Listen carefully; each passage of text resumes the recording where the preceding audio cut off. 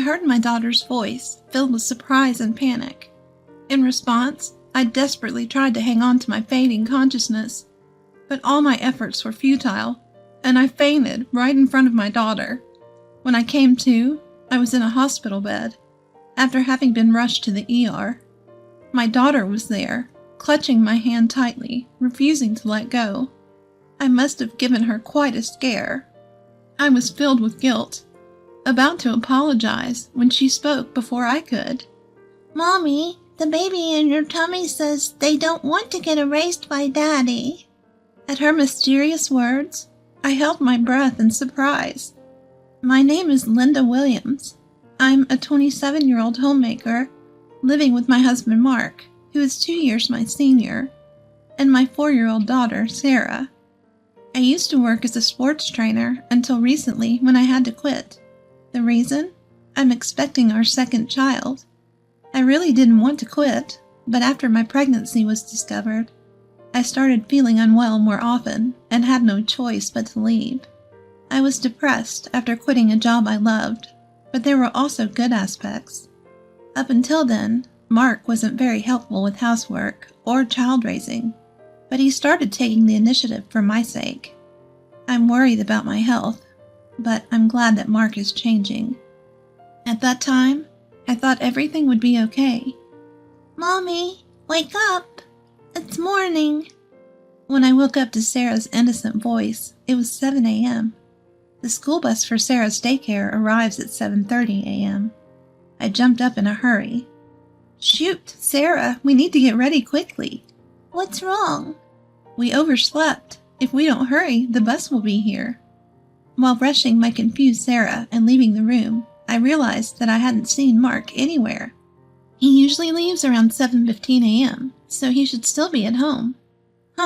Maybe he's downstairs. Maybe he's having breakfast.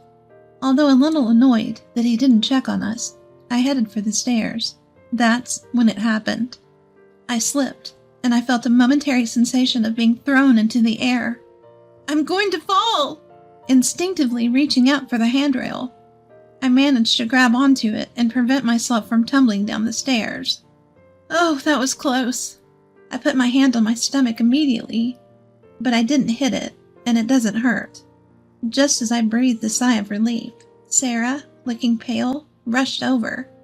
"Mommy, are you okay?" "I'm fine, honey. Sorry for scaring you." Regaining my footing, I embraced Sarah. Then, Mark, who must have noticed the commotion, rushed over from downstairs.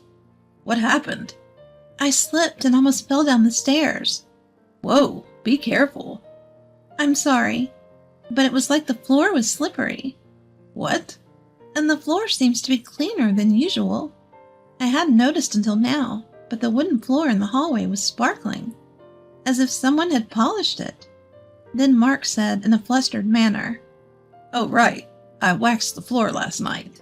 "Wax? Why would you do that all of a sudden?" "I noticed it while cleaning the floor, but I guess I got a little too excited. I'm sorry." "Oh, I see." I was surprised by the idea of him waxing the floor, which was something he had never done before. But he had been doing a lot of housework recently, so perhaps he had started noticing the little things. Once men start paying attention to details, they just can't stop, can they? Even though I found it a bit strange, I decided not to worry about it.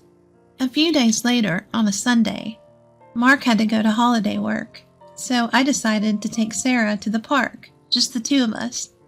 Before, I would run around and play with Sarah, but I can't do that now. I watched Sarah playing on the swing. A water bottle Mark had prepared for me in hand. Who would have thought that Mark would start preparing things like water bottle for me?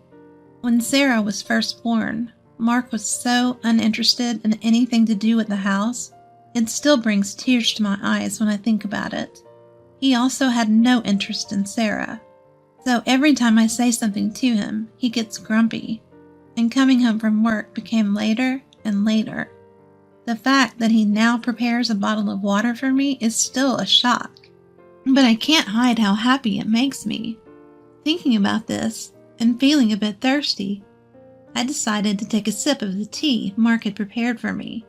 Then, Mommy? After drinking about a quarter of the bottle, I suddenly felt dizzy and began to feel unstable on my feet. I grabbed onto the fence of the swing for support, but even then I could feel my strength fading, and it became increasingly difficult to stand. Mommy, what's wrong? Mommy. Hearing Sarah's surprised and worried voice, I desperately tried to hold on to my fading consciousness. If I faint here, I'll leave Sarah alone. But even with this thought, I fell right there while protecting my stomach. When I came to, the first thing that hit my eyes was a stark white ceiling. For a moment, I didn't understand where I was, but then I noticed the smell of disinfectant and the figure of a nurse appearing saying, "Are you all right?" I realized then that I was in a hospital. At the same time, I thought of Sarah. "Excuse me, Sarah, do you know where my daughter is? She should have been with me when I fainted." I sat up and asked the nurse. She said, "Ah," and seemed to understand immediately. Maybe trying to reassure me, she smiled at me. "She came to the hospital in an ambulance with you. She should be with your husband now." "My husband?" "He left work early to come here. He arrived a little while ago. He's such a caring husband." The nurse said that she would go and call them, and then left the room. Feeling relieved that Sarah was not alone, my head started to spin again, and I collapsed on the bed. Why, when there was no issue during my previous prenatal checkups? Was it because I moved around too much, or did I eat something bad? As these thoughts spun around in my head, I suddenly remembered the tea from the water bottle that I had drank just before I fainted. Come to think of it, that tea. Just as I thought about this, the door opened, and the nurse, a doctor, Mark, and Sarah came in. Mommy! "Sarah, I'm glad. I'm sorry for leaving you alone." I'm okay, but what about Mommy? Are you okay, Mommy? "Yeah, I'm all right now." As I patted the head of Sarah, who had rushed over to me, the doctor smiled next to me. In the end, it was decided that I would be hospitalized for 2 or 3 days. After a thorough examination by the doctor and the nurse, they left the room. Mark said, "I'll go buy a drink," and he also left. In the hospital room, it was just me and Sarah. Then, Sarah seemed a bit restless and looked like she wanted to say something. "What's up, Sarah?" Mommy, can you keep a secret from Daddy? "Huh? Okay, but why?" Although I was wondering why, I nodded in agreement, and Sarah brought her face closer to me with a serious look. The baby is saying that they don't want to get erased by Daddy. "Huh?" I was momentarily speechless, unable to understand what Sarah was saying. Sarah then pursed her lips in dissatisfaction and spoke a little louder. The baby is saying Daddy's being mean, and the tea in the water bottle. At these words, I was taken aback, because I too had sensed an unusual bitterness in the tea from the water bottle. At the time of drinking, I thought maybe Mark had bought a different type of tea than usual and didn't give it much thought. But thinking about it now, I was hit by a terrible dizziness just after drinking that tea. I had a slight feeling somewhere in my heart that there might be some relation to the fainting incident. But what does it mean by the baby is saying? "Hey, Sarah." "I'm sorry I'm late. The cafeteria was crowded." Just as I was about to ask Sarah properly, Mark came back into the room. I swallowed my words in surprise, and Sarah seemed uncomfortable and buried her face in the bed. Mark looked at her with a puzzled expression. "Something happened?" "Nah, it's nothing." Well, whatever. I'm going home for today. I have to work tomorrow. Just rest up, okay?" Mark took Sarah's hand and left, but my daughter showed a momentary reluctance to leave. "Let's go home with Daddy today. Mommy is staying at the hospital." Okay. I can't help but feel uneasy about my daughter, who followed him without saying anything. I wonder if Sarah is okay. I was worried, but there was nothing I could do at the moment. I just had to make sure I could be discharged as soon as possible and crawled into bed. but I couldn't fall asleep easily as Sarah's puzzling words kept coming to my mind. 3 days later, I was allowed to discharge. As my husband was working, my friend Kimberly came to pick me up. Kimberly was a friend from the same gym I worked at. She has been looking after me since I quit due to my health condition. I was shocked to hear you had fainted, but you seem to be doing much better than I thought. I've been sleeping so well in the hospital that I feel much better. I'm glad. I was worried because you're pregnant. While having such a conversation in the car heading home, I felt a bit uneasy inside. I had been constantly feeling sluggish and heavy-headed, but the discomfort improved in just a few days. The only unusual things I had done during that time were taking a break from housework and childcare and eating a balanced diet in the hospital. Upon thinking that, I suddenly realized something. So that means I didn't eat Mark's cooking yesterday. I remembered there had been several oddities since Mark started doing housework. Aside from almost slipping on the wax, there were other things that bothered me. For instance, things were placed in spots where they usually aren't, causing me to trip. Or the time I was told the shower was ready, but it turned out that the hot water tank was empty and cold water came out. Such incidents occurred frequently, especially when cold water came out. I rushed to the hospital out of concern for the baby in my belly, as it was in the winter. Fortunately, there were no problems, but it was a really nerve-wracking event. Of course, I thought these were just mistakes due to Mark's inexperience with housework. However, reconsidering now, each of them seemed to be something that could lead to irreversible consequences if one step was wrong. Linda, we're here. Yeah. Before I knew it, we'd arrived at the house. Seeing my silence, she looked at me with worry. If you're feeling sick, you should say so, okay? Yeah, I will. Well, you should rest for today at least. I'll pick up Sarah, okay? Thank you, I appreciate it. As we got out of the car together, I thought to myself that I should talk to Sarah properly once she's back. In the evening, Sarah returned home with Kimberly. She even bought some deli food for dinner and said, "Call me if anything happens," before leaving. She was like a superhero. I silently jumped for joy in my mind. Having dinner with the deli food that Kimberly bought, I felt unusually well, so I decided to talk to Sarah again. Can we talk a bit more about the other day? I asked, and Sarah nodded seriously. Can you talk to the baby in my belly, Sarah? Yes. Sarah nodded firmly. It was hard to believe, but I felt that there was no falsehood in her words. Then can you tell me again what the baby is saying? Well, the baby is scared of Daddy. Why? Daddy is trying to hurt us on purpose and separate Mommy and the baby. So the baby is clinging to Mommy with all his might. I was at a loss for words at this revelation. Her words, though clumsy, connected the dots I'd been feeling. Everything that felt off might have been deliberately planned to harm the baby. Feeling this, I shivered. Mommy, what's wrong? Are you in pain? Sarah, I'm sorry. I'm okay. Seeing Sarah's tearful face, I hastily embraced my little girl. And I made a decision, in secret. I have to find solid evidence, or no one will believe this. The next day, after watching my husband leave for work, I pulled something out of the back of the closet. It was a baby monitor we used when Sarah was an infant. If this reveals what he's doing, if it showed what I feared.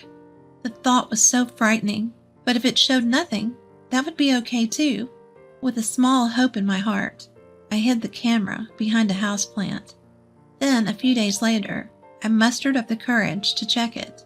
I can't believe this. It's too awful. What was captured there was something unimaginable, enough to shatter my small hope. And then I made up my mind. I absolutely won't forgive this. A week or so had passed since I saw the footage. I left my daughter, Sarah, at my parents' home earlier in the day. Then, I tidied up the entire house and prepared a perfect dinner before Mark came home. Mark, who finally came home, was surprised to see the lavish meal set on the table. What's going on? I could have made dinner. I can't let you do anything dangerous anymore. Huh? What? What do you mean? I didn't miss the flash of caution in his eyes. I mean exactly what I said. What have you been feeding your pregnant wife all this time? I don't get it at all. My health has improved significantly since I stopped eating your cooking for the past week. What's that supposed to mean? I had pretended to eat my husband's cooking and threw them all away. When I told this to my husband, he was slightly shaken. Also, when I checked around the house, I noticed the non-slip pad under the rug was missing, and the anti-tip device on the bookshelf next to the bed was removed. I got goosebumps when I found these. These weren't just targeted at our baby. It implied I was also a target. When I glanced at Mark, his mouth was twitching as he tried to force a smile. Now that I think about it, there was a time when body wash had spilled on the bathroom floor after shower, and things fell from shelves. If I'd fallen and hit my stomach, it would have been a disaster. Those are just coincidences, right? Maybe I just made a little mistake. I thought so too, until I saw this. I thrust my phone in front of his face, and when I played the footage recorded on the baby monitor, there was Mark talking on the phone with someone, and his voice was clearly recorded. I get it, but it's not going as planned. It's surprisingly hard to make a person disappear in an accident. Well, two people. It would be best if the baby in the belly could disappear too. Those words from the video sent chills down my spine no matter how many times I hear them. Watching Mark, he was shaking minutely and trembling in silence. Despite being wary, I continued to speak. The person on the phone is a woman, isn't it? Once I'm gone, you were talking about doing this and that. Things too disgusting to even mention. That's bullshit. You're spying on me like this? I'll sue you. How dare you? Do you even understand what you've done? Shut up. Just shut up. No longer able to find excuses, Mark, his face bright red, lost control and lashed out at me. Instinctively, I hunched over to protect my stomach. Just as I did, a loud bang sounded, and the next moment, I heard Mark scream. "Landa, are you okay?" "Kimberly, thank you." I looked over with relief to find Kimberly, who easily subdued Mark and was laughing. In fact, she's a strong woman who has won the national wrestling tournament multiple times. For the day, I had asked Kimberly to stand by in the next room just in case. Mark, pinned down by Kimberly, was already reddening his face and bellowing. You think you're alive because of who? Me, right? Yet annoying demands to play with the kids and help with housework. If you all would just disappear, I could live freely. Just get lost for my sake, you idiot. So that's what you think. But thank you. Huh? Actually, you just helped me a lot by self-destructing. Saying so, I thrust my phone, which was in call mode, in front of Mark. The call was to 911. Actually, it had been in this state for a little while before, so all of Mark's words had gone straight through to the police. Please, not the cops. Mark was struggling to escape, but Kimberly had him firmly pinned down and he couldn't move. I'm sorry, I was wrong. Please, I apologize, forgive me. That's not something you can get away with just by apologizing. What you were about to do? Don't say such things. While Mark was thrashing around, the sound of several footsteps and a voice saying, "We're coming in," echoed, and the police officers entered through the door that was already unlocked. And in no time, Mark was taken away. Even on his way, Mark was pathetically clinging to me and pleading like, "Help me." A subsequent investigation revealed the plan by Mark and his mistress. The objective was to eliminate me, who was in their way, so they could be together.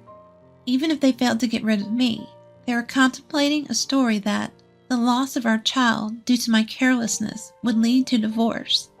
Moreover, if they could blame it on me, they thought they could claim compensation at the time of divorce. The sheer audacity of it all leaves me speechless. But even now, when I think about what could have happened, if I hadn't noticed anything, it still sends chills down my spine. Mommy, the baby is happy. She says she can always be by your side. When I went to pick up Sarah, she said that right away. Yes, I'm so glad. It's all thanks to you. I thanked my daughter from the bottom of my heart, and tears of relief flowed. Mommy, why are you crying?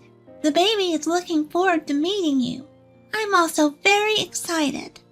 About a month after Mark's arrest, our divorce was finalized, and a few months later from that, I gave birth to a healthy baby girl. Sarah is overjoyed at her sister's birth and has now become a very reliable big sister.